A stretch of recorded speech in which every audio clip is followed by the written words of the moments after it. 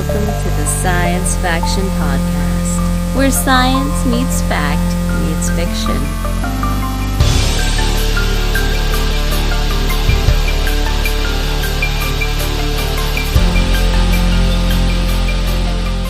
This is Science Faction for the week of October 22nd, 2024.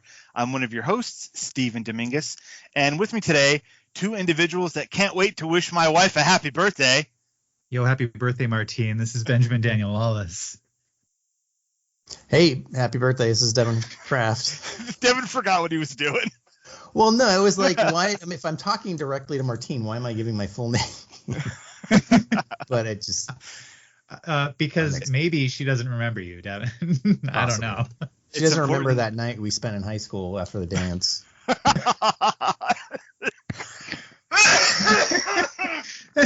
And if anybody wants to know a little bit more about that, you should be a Patreon member. You should be a patron. You'll get the full story. Pictures too, probably. All right. Here's a podcast. This is a podcast about science and science fiction. We're going to get to those things. It's a weird day, and we're going to do a lot of chit-chatting today. Right before we started recording, Devon decided to spring on us what his glamping trip looked like, and I freaked out.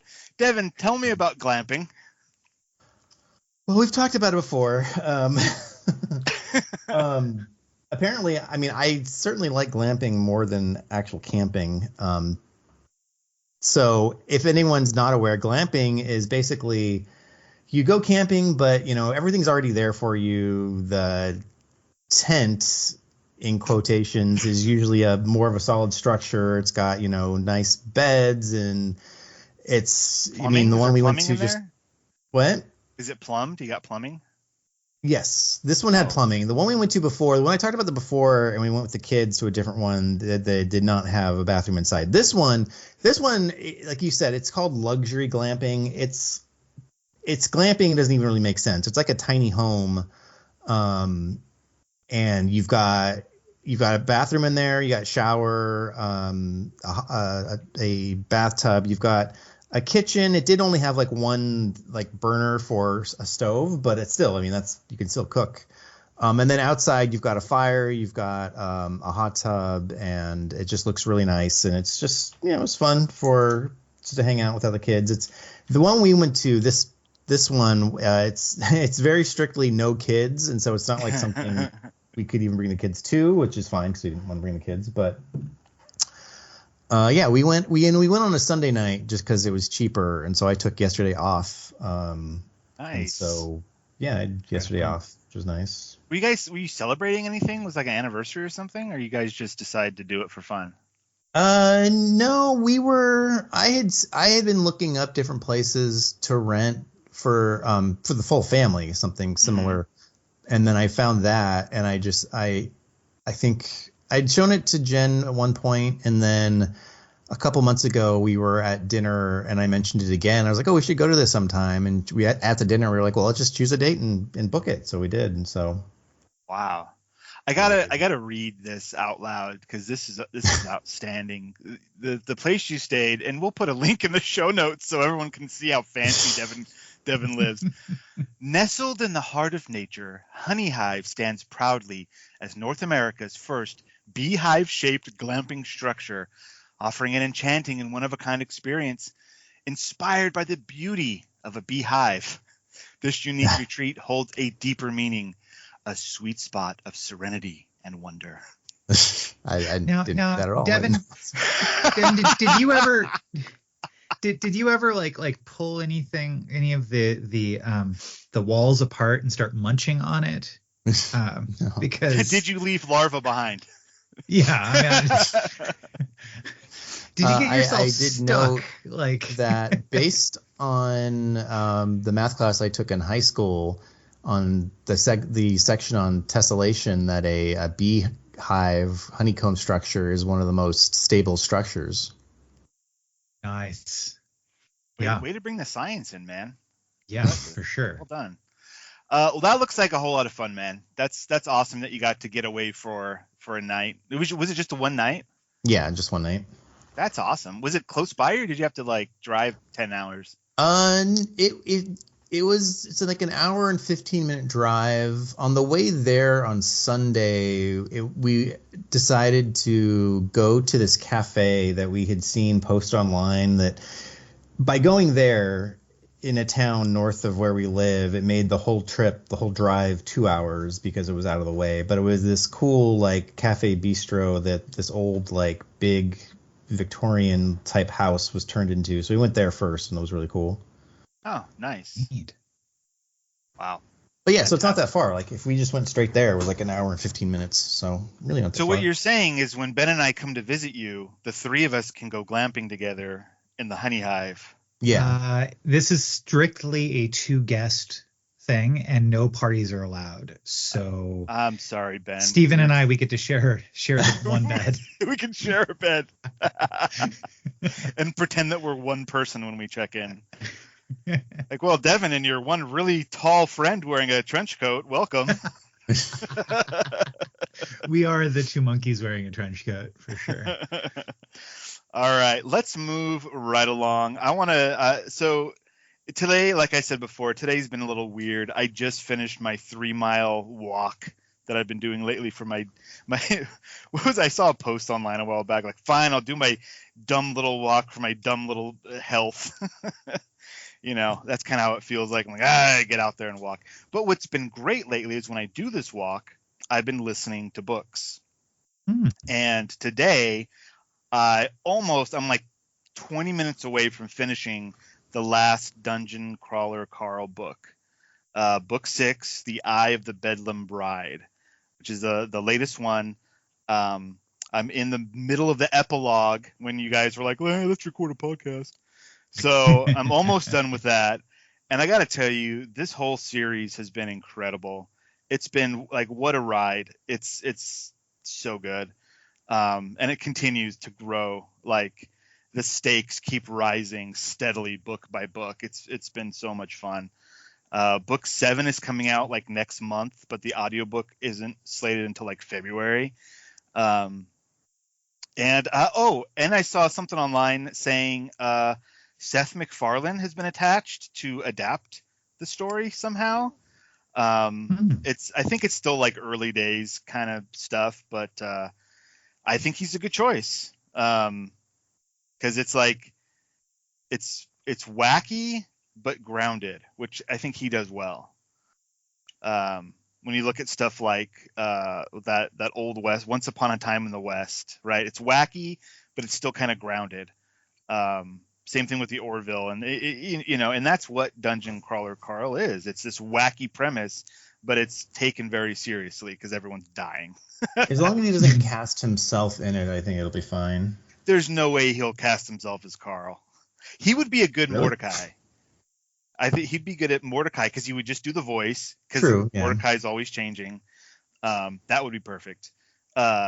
But yeah, and should. I mean, he's probably too old now, but Patrick Warburton would be perfect for Carl when he was younger. Now I think he's too old for Carl. He is actually in the audiobook of book 6. Okay, I just listened to. I'm in book 3, and I heard the part where the critical drinker does a thing. I don't know if he's in the book later or if it was just that one part. It's just that one part. That's what I figured, but that was pretty cool.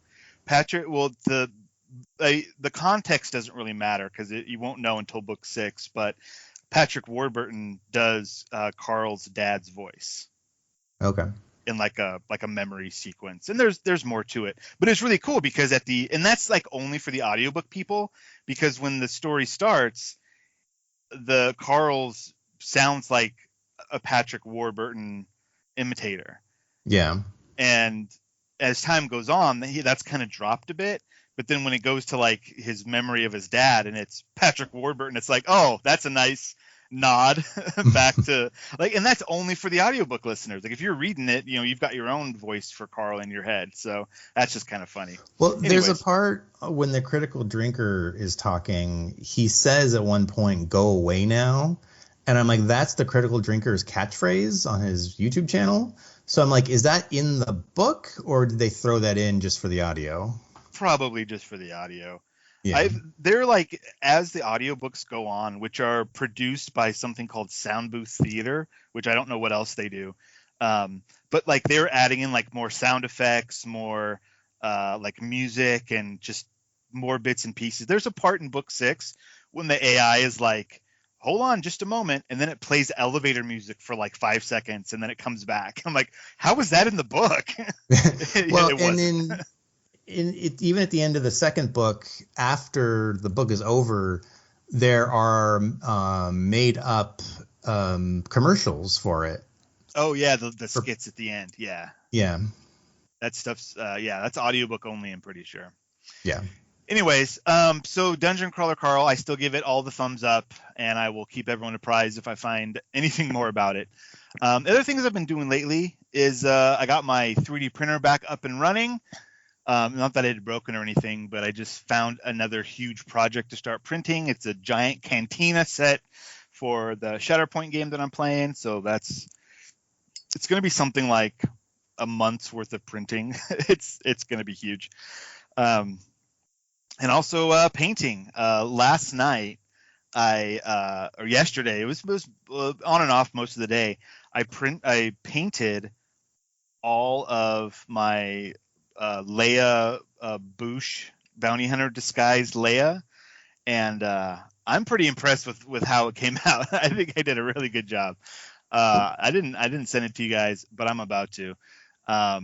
And so yeah, kind of getting back into painting is good. That's like a good mental health thing, if you will. Kind of just get to zone out and do that. And I was listening to our book today that we're going to get around to, Clive Barker's Books of Blood, In the Hills, the Cities. I listened to that while painting, and so that was cool. It was a nice way of kind of, because as I was saying previously, I don't have time for anything anymore, so I got to double up. Anyway, so that's what I've been doing this past week or so. Ben, I see something that you've been doing.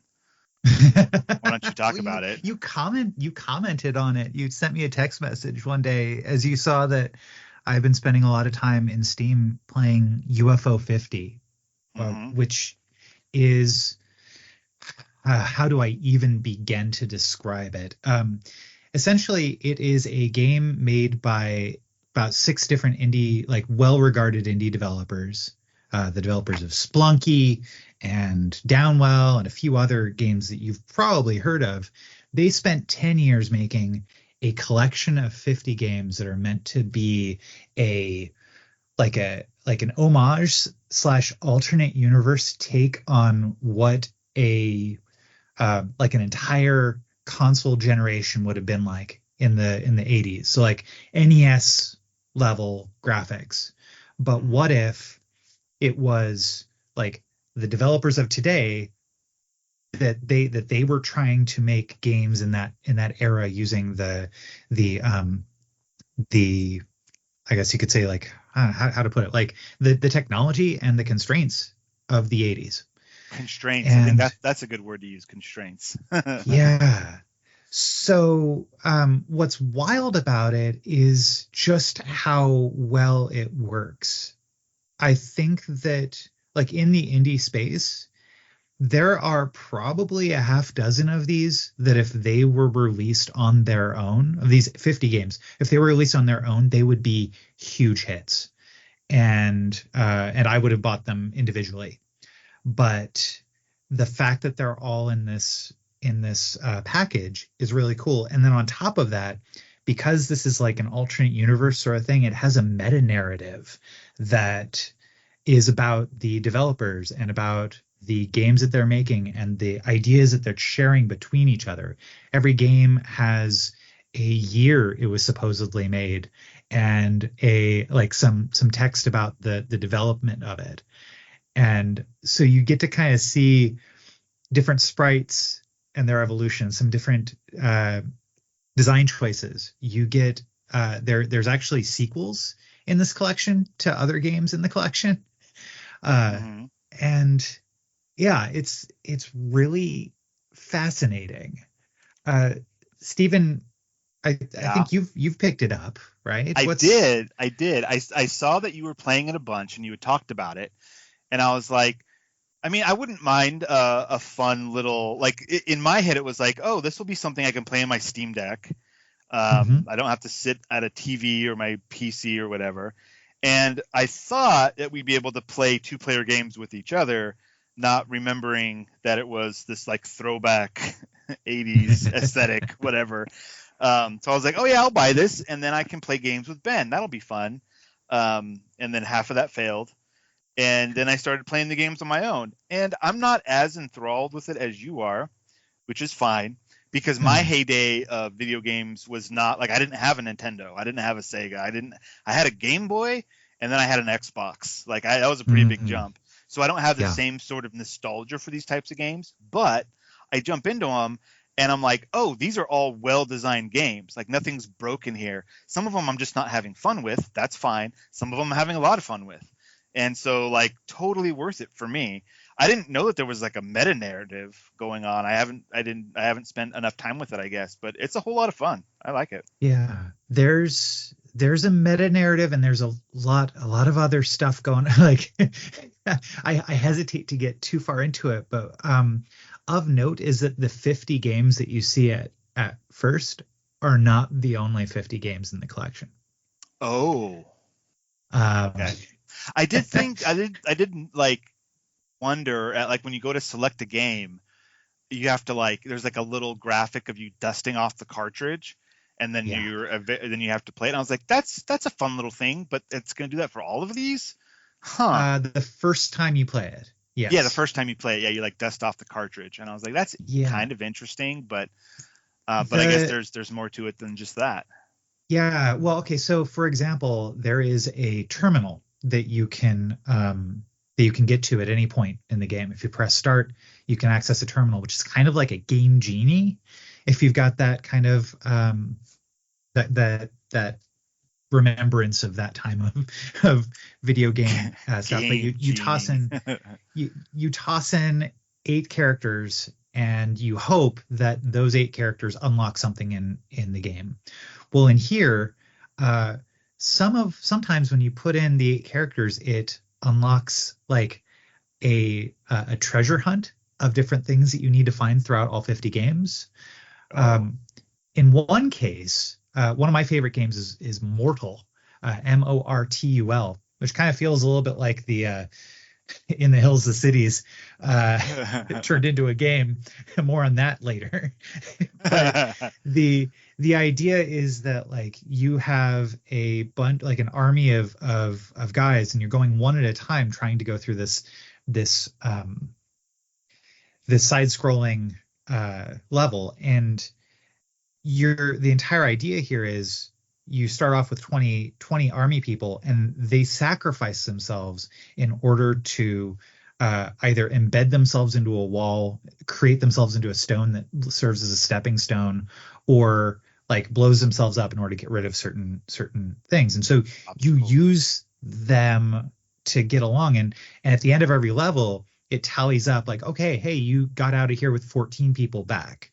You were able to gain some people back with like power-ups and through clever use of like taking out some enemies. But now you got to start level 2 with 14 people in your army. Yeah. So spoilers. I have yet to be able to even pass the first level on that. I've only played it like 3 or 4 times, and I was like, man, this is tough. I'm gonna play something else now. But like, I get the gameplay loop is a whole lot of fun. It's this weird puzzle game that you have to figure out with limited resources. I like that kind of stuff. Yeah. So there's also a sequel to it called Mortal 2, where it's an open world sort of thing, but you start off with 100 and you can't get any back. Ooh. Wow. Now, okay. Now, talk to your. Here's your Uncle Ben giving you the cheat codes for the terminal. If you toss in, and I kid you not, Ben's code. Ben's code. Or it's either Ben's code or Ben's mode into the terminal.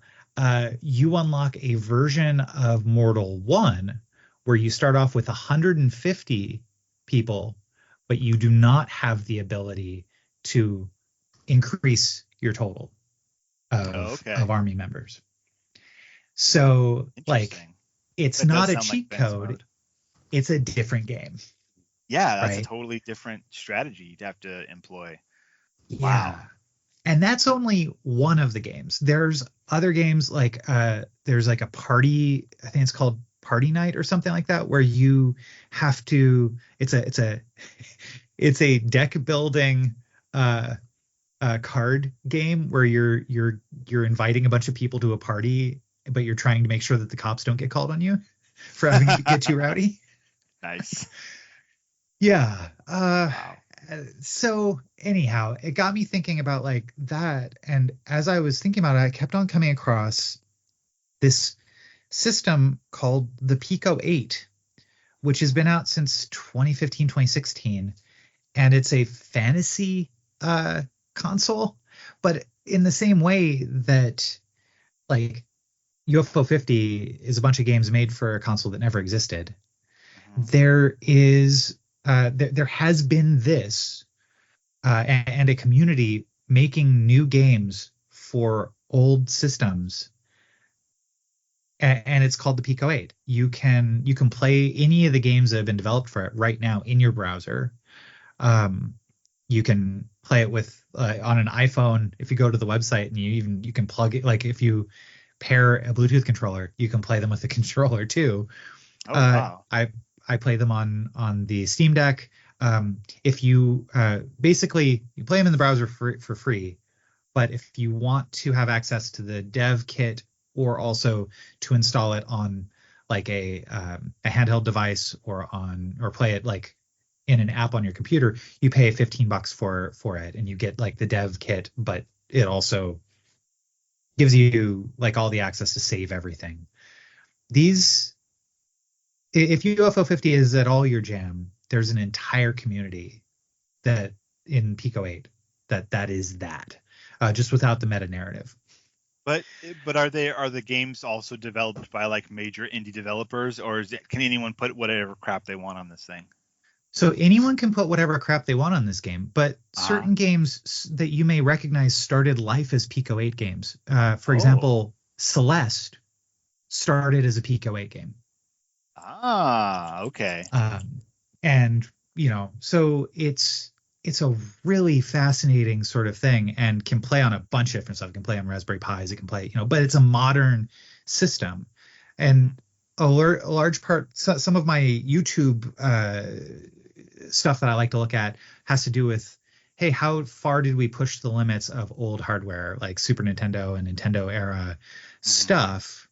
Like, well, that's all done without having any information about like how the developers actually coded the games back then. There's not a development kit. Everybody's kind of reverse engineering it because Nintendo's not going to give us that information. Right. The Pico 8 is specifically like, no, here's all of the information and the stuff I've seen, the like pseudo 3D stuff, lots of demakes of games. They have like a TIE Fighter and X-Wing game in it. All right, sold. Yeah. Got it. Anyhow, and what's wild is that like every cartridge in Pico 8 is just a ping image graphic file that has all of the information for the game embedded in the image. That's incredible. Wow. So sharing the image for the cart is sharing the game. Wow. That's intense, man. I like that. That's fun. Yeah. So again, it's like, where do I even start? Yeah. Well, I know that I've got a spare Raspberry Pi sitting here because I'm no longer tweeting all the time. Yeah. Thanks, Elon. So maybe I was looking for something to do with it. Maybe I'll do this. Yeah, give that a shot. But like, fun. or even just check it out in a web browser. See if any of the games that encompass a bunch of different, things that like modern game. I mean, you're not gonna find like crazy first-person shooters. You're gonna find some first-person shooters. There's like Doom demakes. I was gonna say there's Dooms on there, I'm sure. Doom is on there. Yeah. Yeah, of course. Yeah. Have you seen the AI Doom thing? No. Oh, so the whole thing, whenever there's a bit of technology, one of the first things nerds try to do is see if Doom can run on it, right? They've got to run on like refrigerators and watches and nonsense, because it's such a simple game and it's small, blah blah blah. Anyways, some people taught AI to make Doom, and it procedurally generates the game as images while you're playing it. It is insane. Wow. What it's doing, how it's doing it. Like there's no levels. It just like as you are playing, it just creates the level. It's nuts. That's a whole nother AI thing. Procedurally generated Doom. It's nuts. Anyways, let's move on. We got our future or now section. This is just going to be more chit chat. It's that kind of episode, y'all, and that's fine.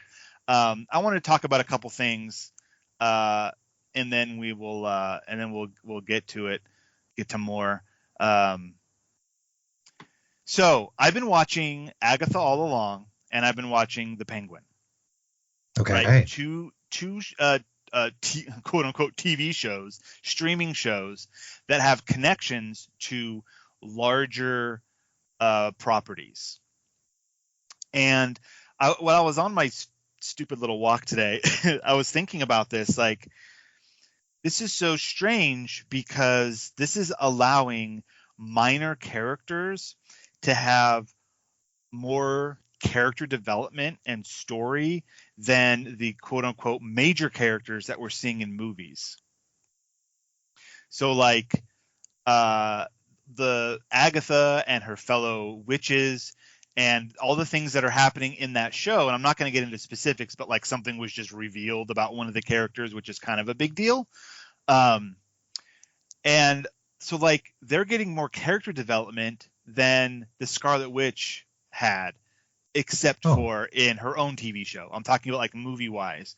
Movie-wise, she was like, I have crazy powers with my brother, and it was like there wasn't anything there, right? There wasn't barely any substance to the character besides funny fingers and red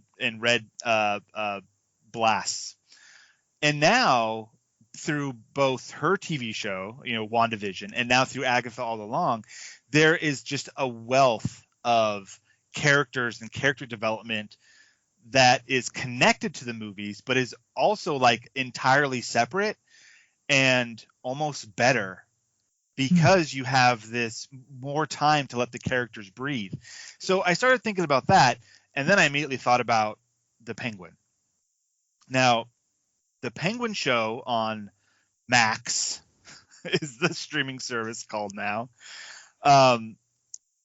It's fantastic. It is such a wonderful mob show that has almost zero connection to the Batman.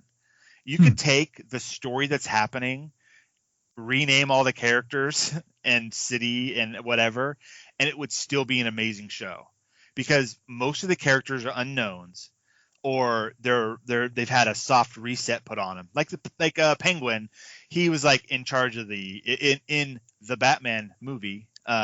He was in charge of the Iceberg Lounge. He was kind of part of Falcone's business, kind of. Or Falcone, not Falcone. They changed it for the movie. But when at the start of The Penguin, like all that stuff disappeared at the end of Batman, and so he kind of has to start from scratch. And so the story that we're getting with him, the other crime bosses, it's a like people have been calling it like a Sopranos type show, and that's I haven't watched all of the Sopranos, but it has that same vibe. There is zero superhero vibe about this. It is totally grounded in reality. And there is so much more character development has now been made about the Penguin, or Oz Cobb, if you will. The different crime families around Gotham, what's happening in different areas of Gotham in response to what the Riddler did in the movie, which, blasting open the seawalls and stuff. There's some flashbacks to that. And so like with all of these characters and all of this development, once the next Batman movie comes out, like they're only going to get 2 hours, maybe 3, if or somewhere between 2 to 3 hours of storytelling for Bruce Wayne / the Batman and any other characters that are there. Meanwhile, Penguin's has like, I think it's a 10 episode show. It's a limited series. Like, what do you guys think about this? And these are like smaller characters that are getting way more love than the big characters. Does that make any sense to you guys? What's happening here? What is this? One thing I was thinking that was, I don't know, I was like, maybe just directors, writers, the people making movies and TV have just realized, if we want to get our show or whatever made, we have to somehow connect it to a superhero thing. So we'll just take whatever great show we've had in development that we think would make a great, mob show or something else. And we'll just say, but the main character happens to be, connected to the Batman universe. Kind of like the Joker movies. I mean, I heard the second one sucked, but same kind of thing. Like, they're not really superhero movies. Yeah, I mean, I could see that. I feel like that is nothing new. We saw that with Caprica, which was a group. Who saw that with Caprica? Who watched Caprica? Okay, I'm sorry. I saw that with Caprica, which was obviously not a show tied to the Battlestar Galactica universe, except for like bits that they shoehorned in. And it was obviously made as a different show, but like. And yeah, watch Caprica if you get a chance to find it somewhere. So you said obviously it was part of a different show. It was like created separately and then combined. Like, as far as the Penguin goes, they admitted that too, I think. Oh, yeah. Did they? Oh, okay. That's like known. That's like expressly known. Okay. I think Matt Reeves, the director of the Batman, is executive producer on the Penguin, and he's on like how HBO does like the little behind the scenes at the end. Like, he's there, he's working on the show. Like, this is part of his universe. This is not like something separate that they decided to just paste in. There are real connections to events from the movie, not necessarily the certain characters, but like little characters have popped up. Like, there's a police captain that was in the movie, has shown up in an episode, and they had to recast a character, Falcone, who was played by, I can't remember the dude's name. He was wearing sunglasses the whole time. He was the head of the family, and in the movie, spoilers, dies. But then in flashbacks in the show, they had to have him there. And they said that the actor wasn't available, so they had to recast him. But so there are like these definite hard connections. So I don't think that this was a case of like, hey, we have this other story, let's shoehorn it in. But I mean, it very well could have been that someone was trying to develop like, hey, we need to do like Sopranos 2, and they're like, yeah, no, like, but what if it's like the Batman stuff, like, well, here, call Matt Reeves and see what he says about it, and then it's like a collaboration, and then it makes sense. Like, I could see something like that happening. As far as like the MCU and how they're doing that MCU for a while now has felt like the right hand and the left hand don't know what they're doing, until Agatha all along. That feels like it feels like there's more going on in the show than on the surface. Specifically with the Scarlet Witch and roles she may or may not have in future Marvel properties, and this is like helping to prop that up, that she may be, even though she's quote unquote dead according to Multiverse of Madness, no one's ever dead in a comic book or in a comic book movie. There's always ways to bring them back. And so, she really wants her kids, right? Well, watch the show. You might get some answers. All right, that's cool. I mean, yeah, like Yeah. I feel like for so long there has been lacking that connective tissue. Mhm. I think it's like, as you're describing this, this sounds like a comic book thing where many times comic books have this overwhelming amount of connective tissue amongst different comic books, and like especially the Marvel comics tends to just um, yeah, Yeah, they have it's a big shared universe. Whereas DC does that as well, but DC is a little stranger, a little weirder, and so those connections don't make as much sense. Like when you look at the Justice League, it all makes sense until you look at Batman standing there and you're like, "What was he doing here? He's supposed to be in his city, like doing vengeance stuff. Like what is this? Why is he here?" But with a good writer, it makes sense, and he's kind of in charge of everything anyway.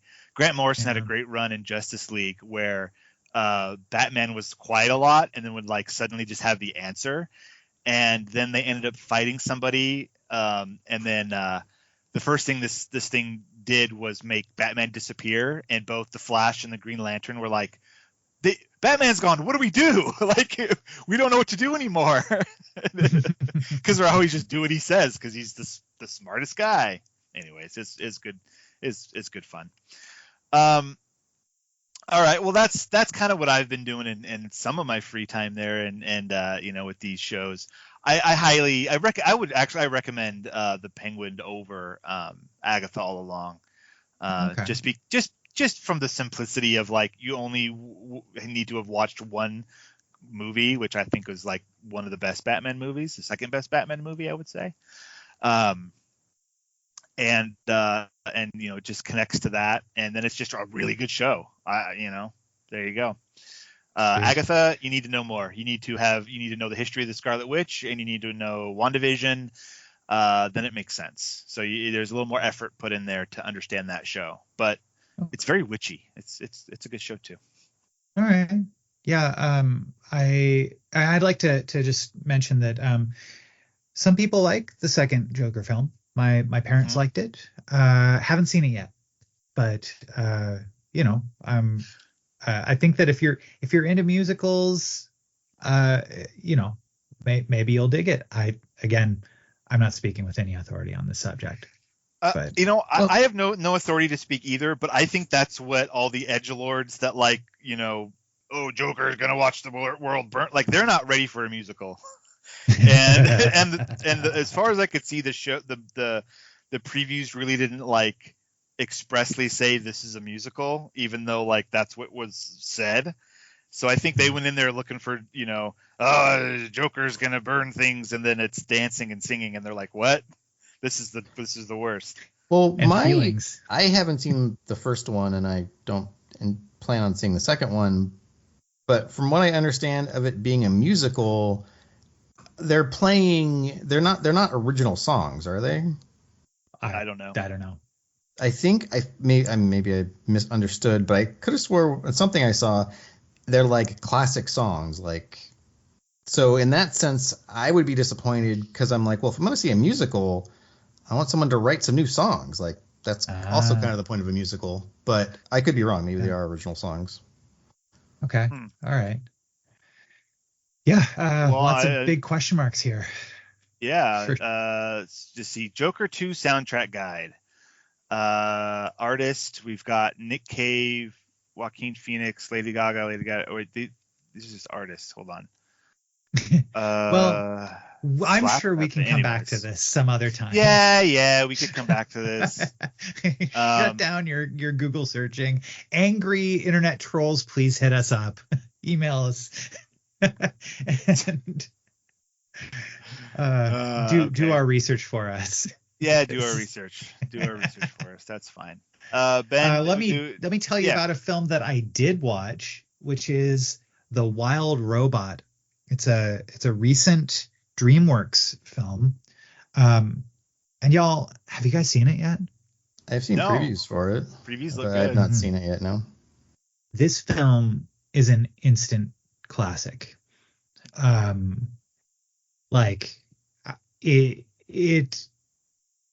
we are in a glut of amazing animated features recently, right? Like features that like kind of go beyond the typical like what you consider to be just like dumb slapstick stuff.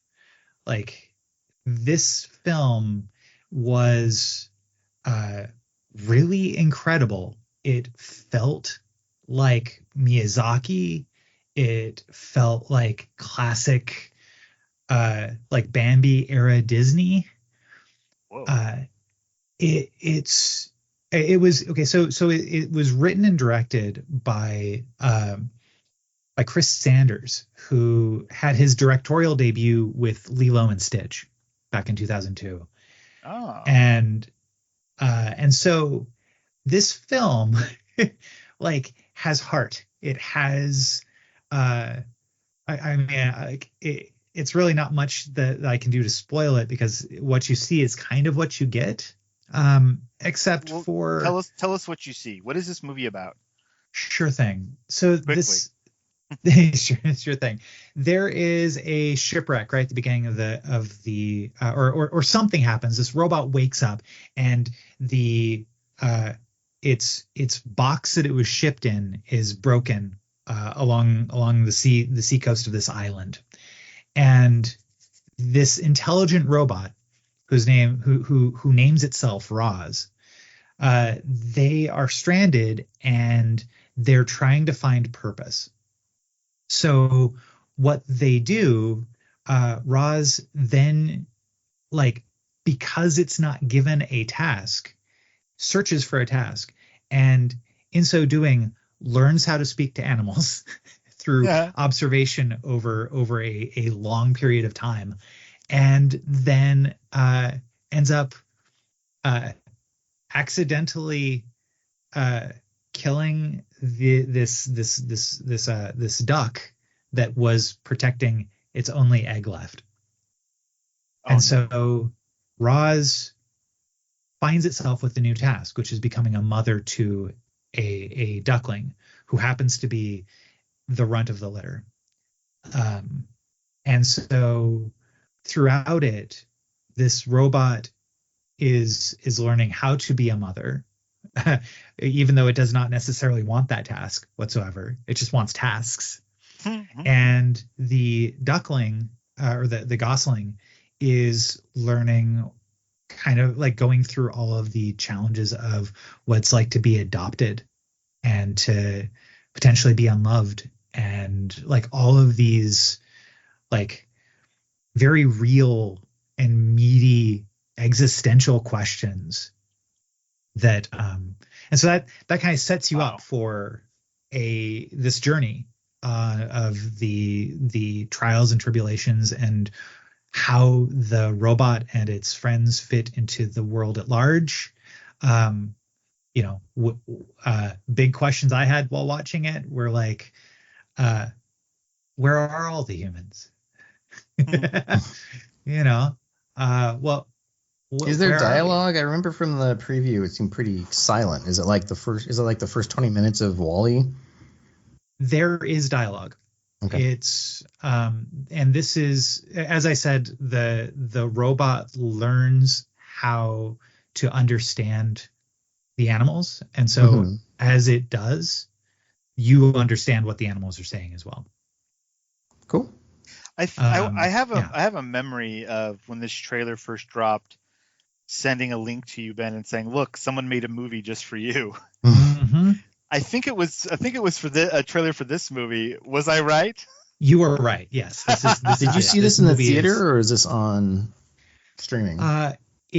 It released. I don't think that they have a lot of faith in this film, so they released it concurrently, both in theaters and on digital. It was $25 to rent or $30 to buy, and I am glad I bought it. Wow.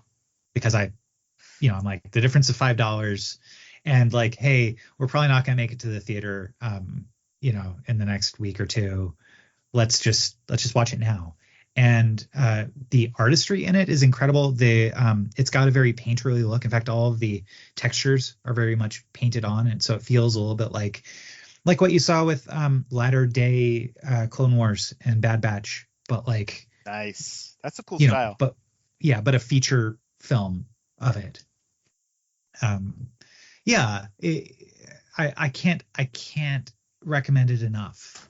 Especially if you're at all into A Psalm for the Wild Built, the Monk and Robot series by Becky Chambers. Yeah. Like, you know, it is not that vibe, but it is close enough, you know. So a lot of recommendations on this episode. Yeah. Well, Wow. you know, I like things. I like talking about the things I like. We all like things. Hey, speaking of liking things, I would like to take a break. Sounds good.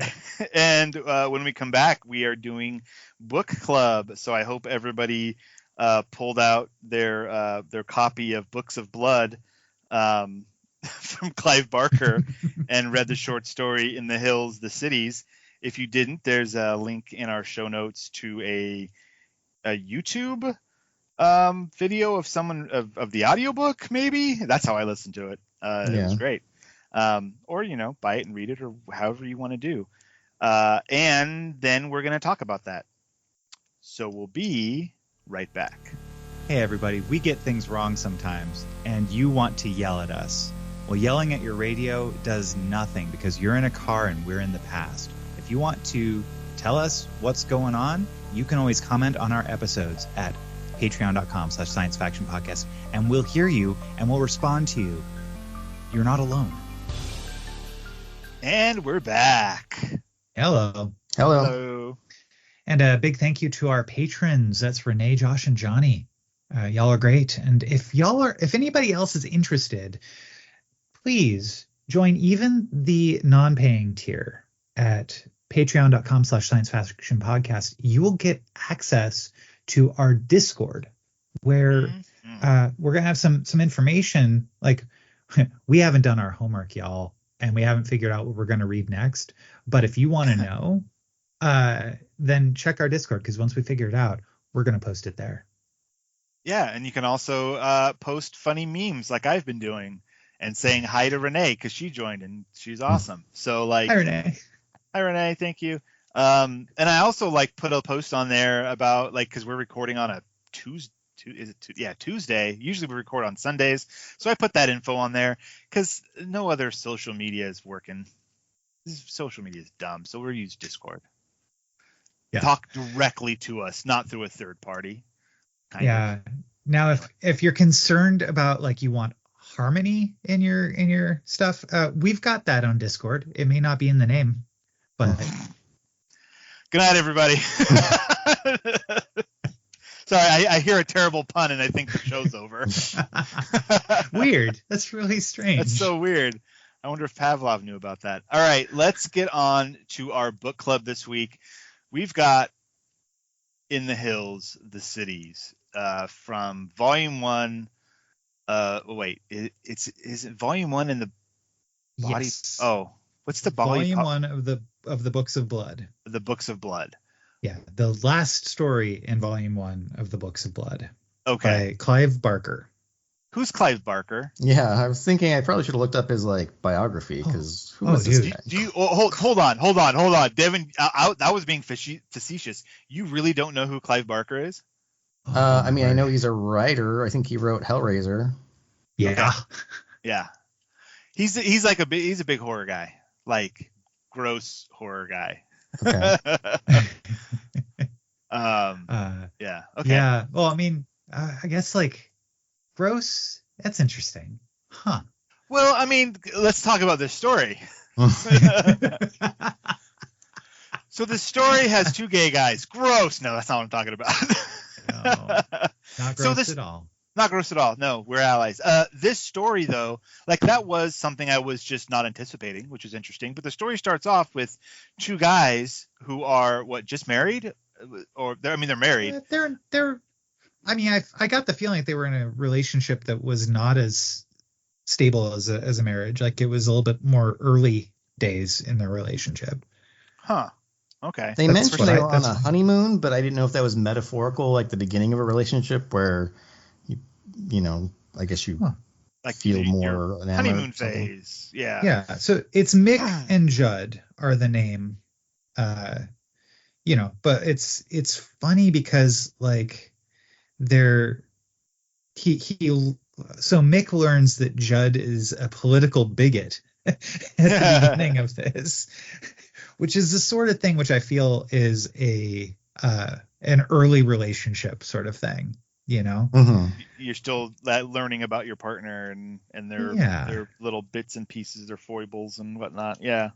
Yeah. Well, yeah, but they both then, seemed annoyed with each other, so it seemed like they were early in the relationship because they were both finding out, like, oh, I really don't like this person. yeah, Until they go out into the field. Yeah. Well, yeah, and so it says, Anyways. and as soon as their honeymoon was over, he'd part with the guy because Judd, Mick had decided, was a selfish bastard. Okay. But I think that the honeymoon would be just discussing the trip, not necessarily that they were married. Yeah. That makes sense. Okay. Fine. Fine. But they So they're go going to through Yugoslavia. Yeah, they're going through the European countryside, Yugoslavia. One of them is like way interested in like, what was it, like the monastery or something? Like they wanted to go to these old places, and the one's like, oh, this is boring, I'm done with this. And they're arguing, and I'm like, when does it get scary? I was like, well, and then they're like, hey, check out that field, and then they go out in the field and they strip down, and then the scene cuts away, and then now they're happier with each other. they got rid of some of their hatred. They're like old pent up frustrations, or worked out a little bit. They worked out all their frustrations. And the way that the story is written, I thought was interesting because it continually changes points of view. Yeah. So that was interesting because the reader, and I'm used to like Dungeon Crawler Carl now, where every character has like a different voice. The reader of this one didn't change his voice at all, so you really had to kind of pay attention to who was talking about what. Yeah, I listened to this with Jen on our way back from our trip yesterday, and we like towards the beginning we were both like, wait, who's who? Like trying to discern the two main characters. I'm like, we know one of them is into politics and the other one isn't. Like we kind of got who's who that way, but we've who's talking and when, and it was a little confusing. Yeah. I didn't listen to it. I only read it. And so it's not just Mick and Judd. They also follow Václav Jelovsek, a member of the Popolek township, city ship that and we'll get there, I'm sure. Who like, but so like you're seeing it from the tourist's eyes, but then you're also getting a little bit of the story about the culture of these two cities in rural Yugoslavia. Yeah, and that's kind of nice. Now I feel like I now know a bit more of the culture there. I mean, I had no idea they did this kind of thing. Whatever are you talking about, Devon? I want you to tell us what these people are doing in the hills of Yugoslavia. Oh my God, Devon. So it was, again, another thing that was a bit hard to follow at first because it's so crazy. You don't like you're trying to think in metaphor or something. Like I was thinking like, oh, these people are in like parade formation for like the military. Like so the town comes together. There's two towns. Each town comes together within and forms a giant human. Yes. How do they do that, Devon? I mean, it's literally like strapped to each other, and there's some description at some point of like the leather straps and kind of a bondage type looking thing, and it makes a full sounds like it would be proportionally accurate, and they even go as far as to describe like creating like the muscle structure and everything, because these things work. They move, they stand up and walk, and in some sense talk. I mean, they scream. Yeah. Yeah. And they also are kind of described how they kind of develop a maybe like a collective consciousness type thing. Yeah. At least towards the end that happens. But I mean, I guess every 10 years they do this. I suppose the whole town trains for their part, because for this to work as smoothly as it apparently does, everybody would have to know their part like perfectly. Yeah. And of course, this is completely impossible. Like, it doesn't make any sense. But oh, Devon, don't say that. Well, I already booked my trip to Yugoslavia. Like, I want to see this. One like haunting image was they talked about the eye socket and like all the heads peeking out being the eyes, and like to me that was like, oh, that's horrifying. Like all these heads just being the eyes, like, and also that the bottoms of the feet were just people were just crushed to a pulp. So the two tourists encounter these fighting cities, not as cities fighting, but first as like a giant wave of blood that just rips through wherever they're at, and they're just like, what is all this? Well, that's because one of the cities, like before they're even able to get to the competition, what is the competition? Is it actually fighting, or is it just like showing off how well they can form this thing? It's a slap that's fight. Unclear. Yeah, that's exactly it. They just slap each other.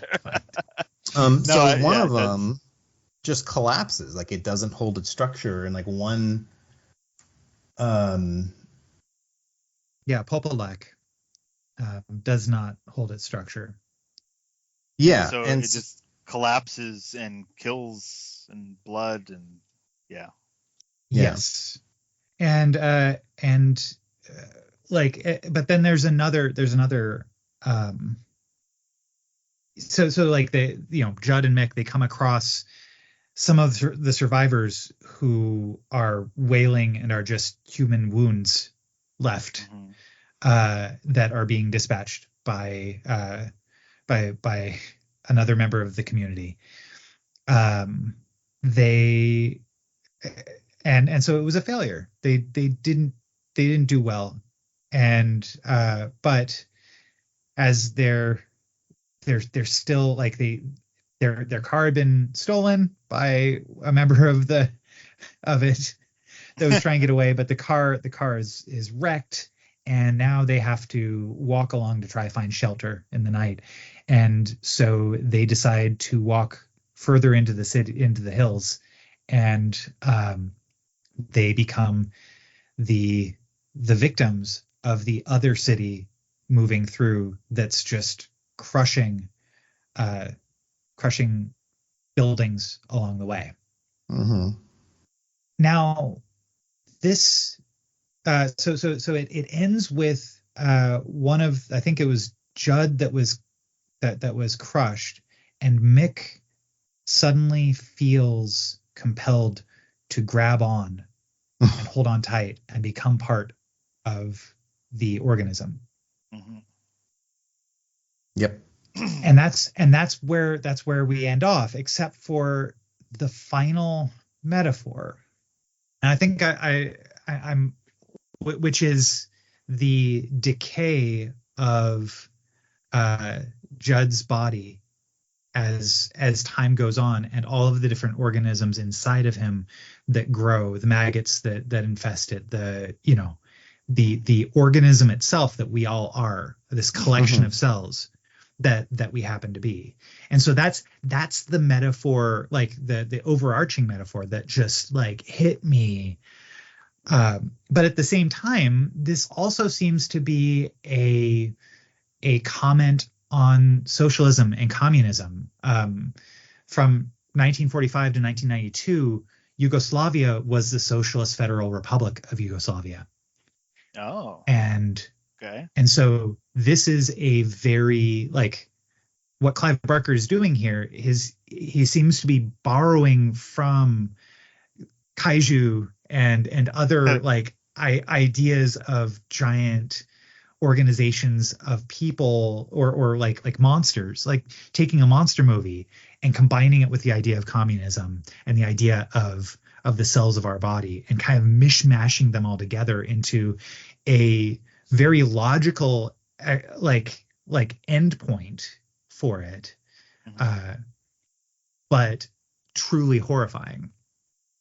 Yeah, like I could totally see him, like, you know, horror writers are a special breed, but I could definitely see him being like, oh man, our bodies are just built of all of these other organisms and things, and there's all these things living in us that are helping us, and like, you know, our gut bacteria and all this. And if you think about it too much, you start to freak yourself out about all the things that are living inside you that are you but aren't you, but you need.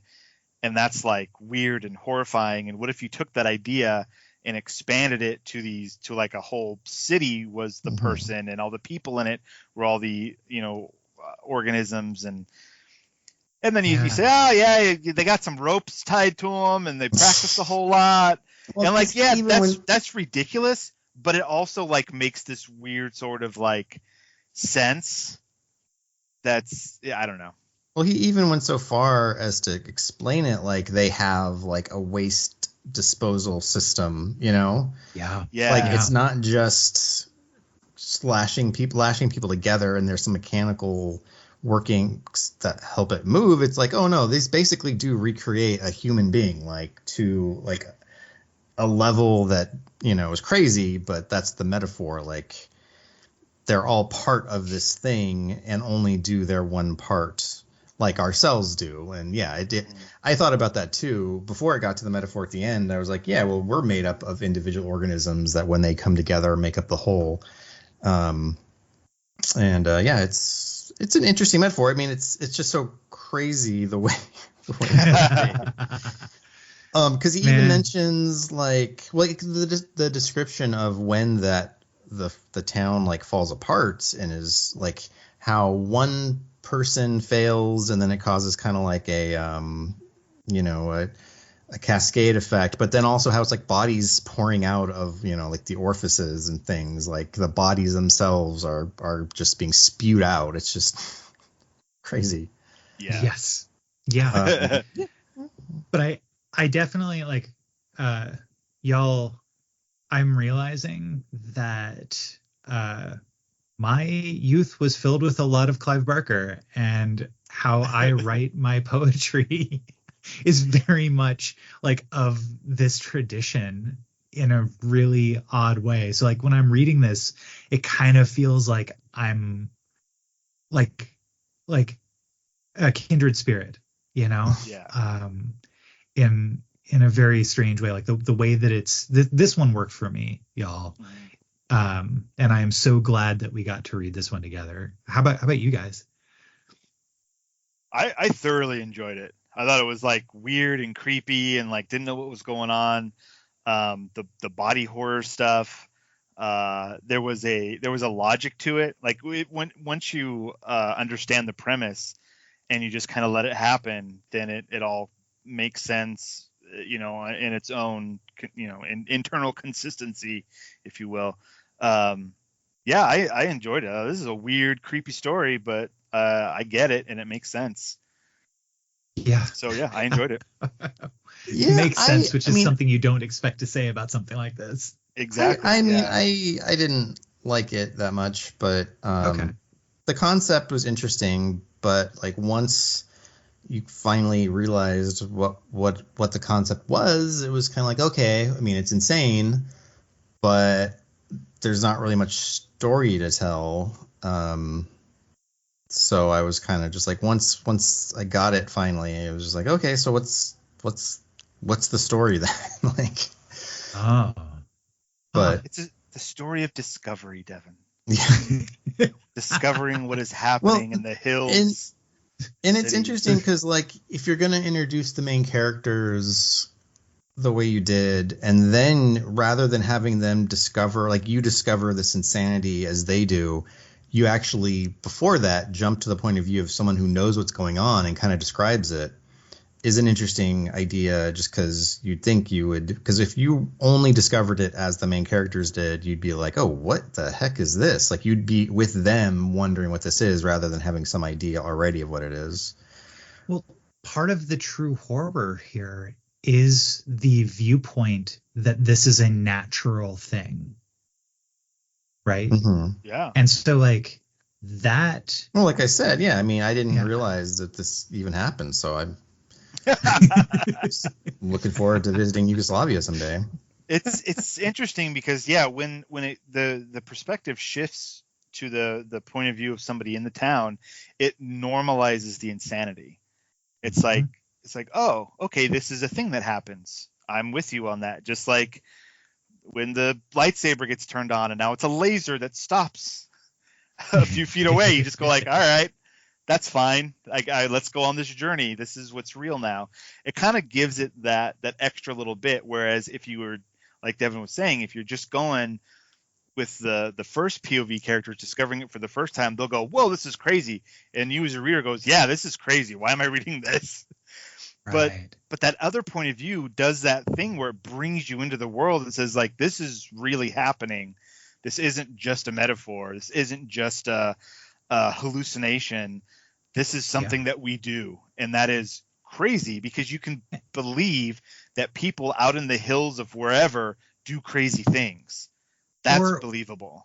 Yeah, but like also it's not just the people in the hills. It is us. It is our society. It is how we are not really like the illusion of choice. Right? Like this is, very much so like they knew what they were doing. They had national pride and citywide pride for what they were doing and their part in it. That like, yeah. And so like that I like, as soon as I read that, I was like, is this communism? And I had to look up. I was like, what's the history of Yugoslavia and communism? Oh yeah. Yes, it is. It's one way of looking at it. And then it's also right at the end, watching the colonies of different organisms that spring up in a dead body that keep life going beyond our death, what we would consider to be our death. It's just more little organisms living their own little lives. Yeah. And so like it made me think a lot about like, well, what even is death? Like, is sentience like when did these people die? Did they die when they gave up their sentience in favor of the monster that they became? Or did they die when their body stopped being able to be productive in the body, in the community? Those are good questions that I don't want to answer. Because that sounds insane. Thank you, Clive Barker.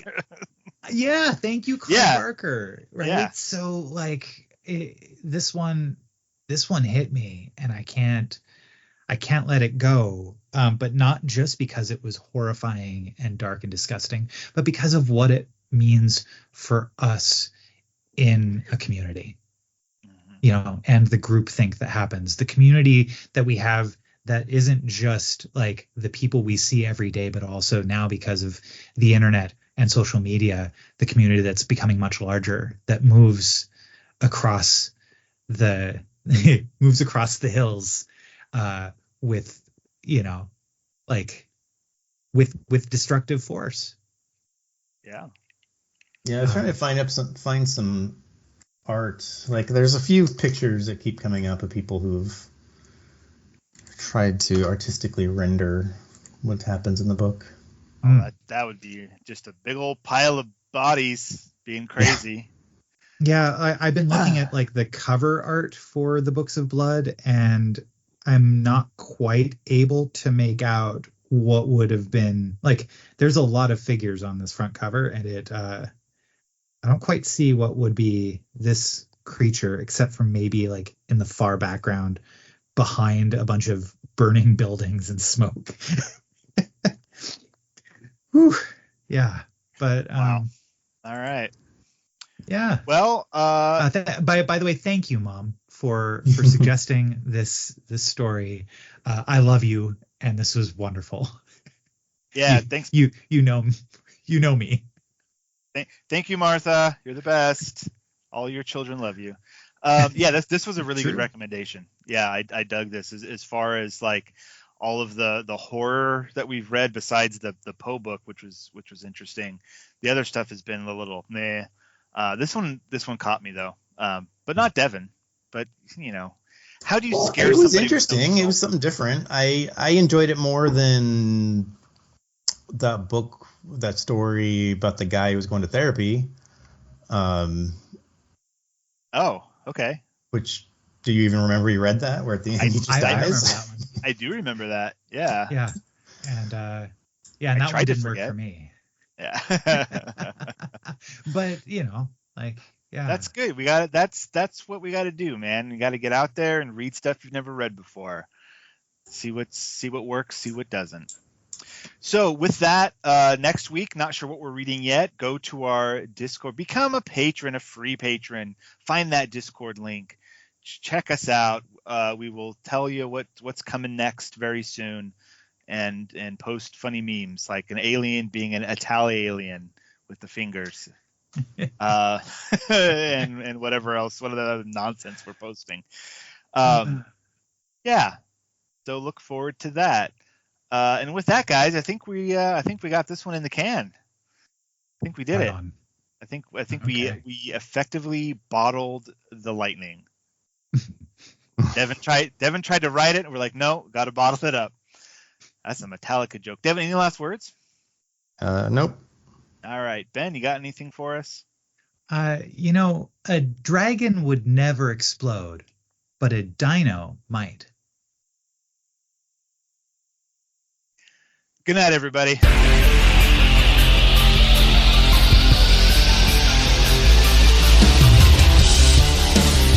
This has been the Science Faction Podcast. Tweet to the host at SciFactPodcast. Email them at sciencefactionpodcast@gmail.com and visit sciencefactionpodcast.com for more episodes.